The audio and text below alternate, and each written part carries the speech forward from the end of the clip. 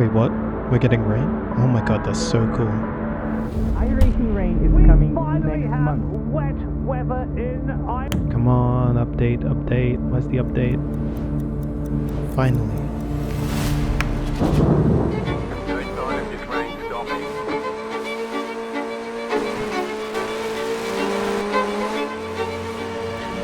Grain.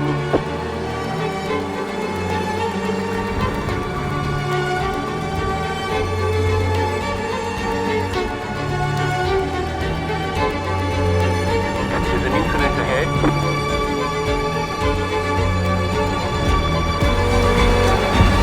No. Watch out.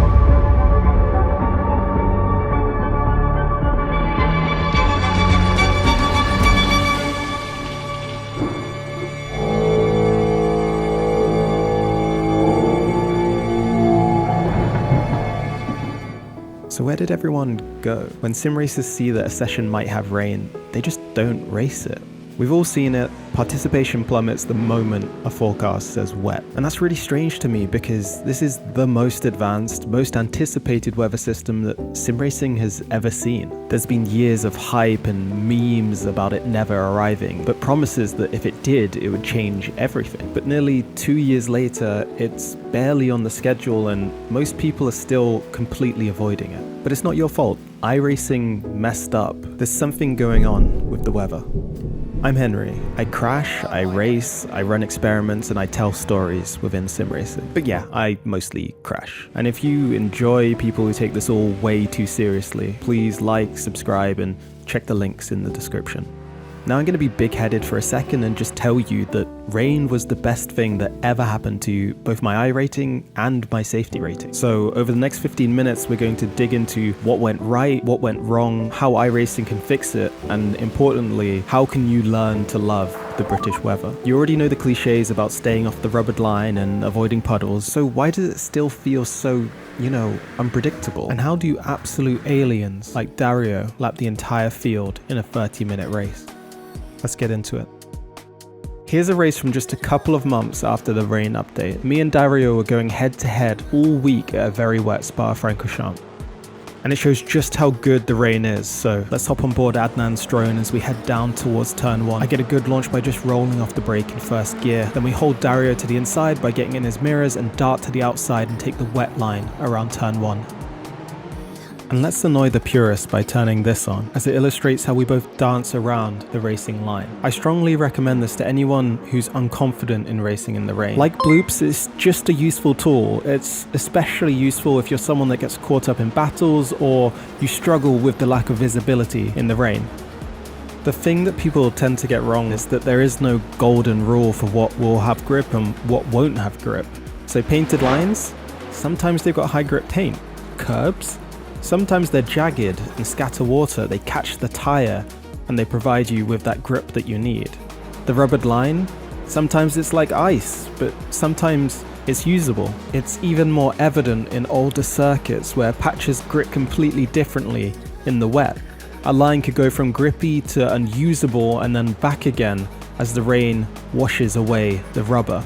This is the kind of stuff you would usually have to learn in karting, but now you can learn it in iRacing. I know it sounds daunting, but once you know what to look for, you can master a new track in just a few laps. And I think people don't realize that iRacing's rain physics and logic goes that deep. This is why we see real-life drivers having an easier time on iRacing in the rain, because they're just using the same logic that they would do in the real car. And visually, it was wild. The spray was so heavy back then, it felt like driving through fog. There was a genuine horror element to it. iRacing has since toned all of that down, which is what you see in the replay, and honestly, I miss it, though I know a lot of my friends don't agree. Can't park there, guys. The grass too was pure chaos. You touched it and you were gone. There was no grip whatsoever. It's a lot better now, but that fear definitely added an extra element to the racing. What you're seeing here is what makes rain racing so special in real life and in sim. The grip is alive and changing corner by corner, lap by lap. We're constantly testing, searching and learning where the track has bite and where it doesn't. And in that case, the last thing you want is a front lockup, so move the brake bias back as far as comfortable. I've just managed to put Dario behind me, but now he's cleverly taking risks, looking for new grip on the evolving racing line. Meanwhile, I'm just playing it safe and using what I call the triangle method. It's a simple way to make this all a little bit more predictable. Let me walk you through. So think of each corner as being made up of 4 different triangles, 2 on entry and 2 on exit. And these are formed by the gap between the rubbered racing line and the cleaner outer tarmac. If you choose an apex triangle, you'll cross the rubbered line mid-corner. If you choose an outside one, you'll cross it under braking. Take your pick depending on grip levels and where your opponent goes. These triangles give you clear targets in each corner, using them to handle most of your braking, rotation, and throttle work. And now that I've told you, you're going to see these triangles literally everywhere. And for a while that created races like this, drivers pushing each other to see who could get closer to that limit, until they found it. But I'll leave that story for another day. But the truth is, great races like this have always been rare, with rain grids often thin and battles down to just a couple of cars, and lately even those are becoming harder to find. And that's because this system was doomed to fail.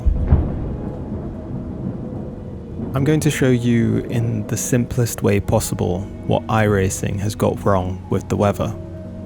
And as we've already covered, it's not the physics of the track or the tyre model. When a forecast is generated for us to race on, they can choose a number of factors like the date and time. Then there's these parameters that impact how likely it is for rain to fall. We don't know exactly how iRacing decides what to select, but once everything is set, they press this button. Here is the weather forecast for the event. Don't like it? Press it again, and it'll look completely different. I know at this point you're looking at me like, Henry, I know what a weather forecast is, but for me to explain why I think it's a problem, I think I need to explain what it is, and from what I've seen, there's quite a lot of people who don't even look at this before joining a race. So please just humor me for a minute and let's start with what it means. Along the x-axis, you've got time. You can see when practice, qualifying, and race start and finish. You can also zoom this out and see up to 6 hours before. Along the y-axis, you've got cloud cover as the grey line and the chance of precipitation as the blue line. These change every time someone hits regenerate. What most people, including myself, misunderstood was the chance of precipitation. It doesn't mean how much rain will fall or how bad it will be in the race. It's simply the chance that any rain will fall at all. For instance, you can have a 70% chance for a whole session and never see a drop.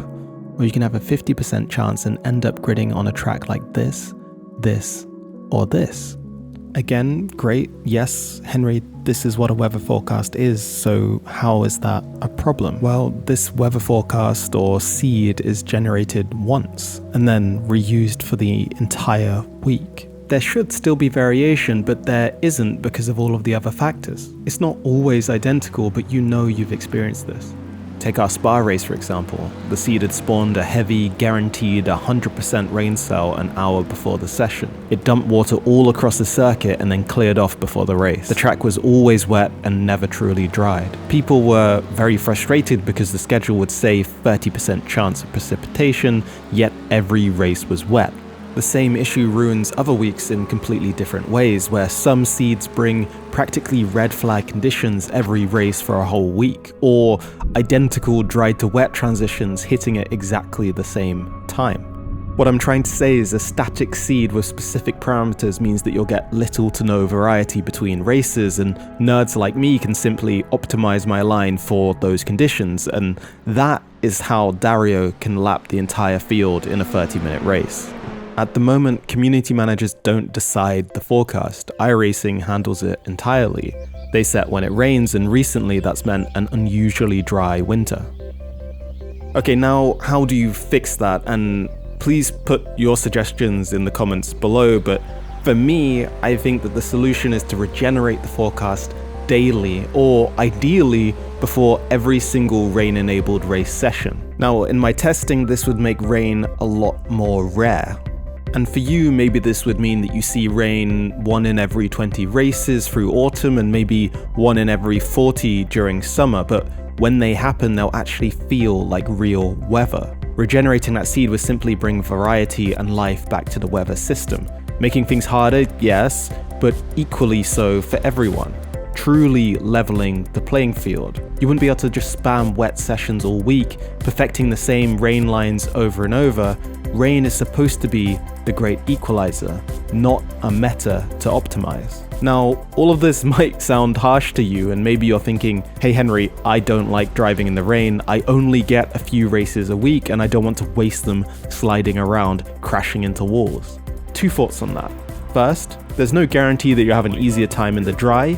Tighter fields equals more chaos equals more incidents. Second, I'm going to share a few more really important things to help you actually enjoy rain in iRacing, even with the current, in my opinion, broken system.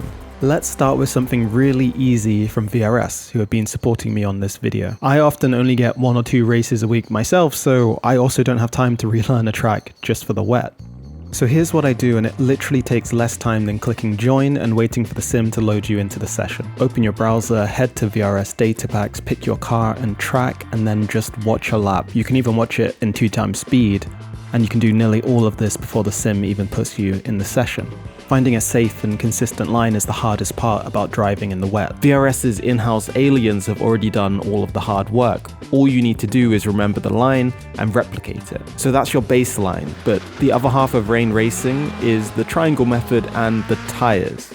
And you know I love talking about tires. The truth is, in iRacing, no 2 rain tires are created equal. The Formula Ford doesn't have a dedicated rain tire, so it's always on this sort of inter-tire that makes it almost allergic to the rubbered line, while cars like the MX-5 are happy to break and yaw without falling apart. I found that all sorts of cars react completely differently in wet conditions, and this is likely due to things like tire tread depths and sidewall stiffnesses. It's all really interesting to me, but I'm afraid that doing a deep dive on tires 2 videos in a row might be pushing it. There's so much more that I have written down to talk about when it comes to the wet tire and wet driving techniques, but I'm really trying to be strict myself to focus on iRacing's weather system itself. So if you'd like more of a deep dive on racing in the rain, please let me know by liking the video and telling me in the comments below. And if you're thinking about getting yourself a new VRS wheelbase or pedals for Christmas, what do you know, I've got a code and it's in the description. Anyway, that's enough yapping for one video. Thank you so much for watching. This has been super fun to make, but now I never want to say the word rain again. But yeah, I'll see you guys next time.